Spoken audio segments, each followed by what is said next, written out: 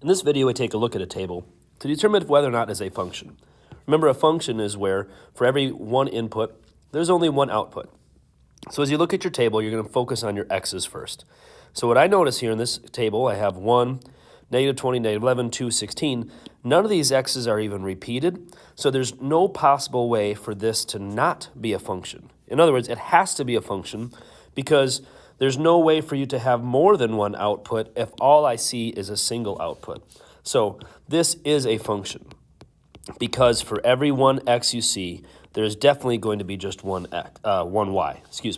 And furthermore, if you looked at a table like this, same idea applies because as I look here, I have all different x values. Yes, you have all the same y value, so that's different from the table above, but the fact that these are all the same as outputs doesn't actually matter because since you have all different x values, there's no way for at one input to get two outputs.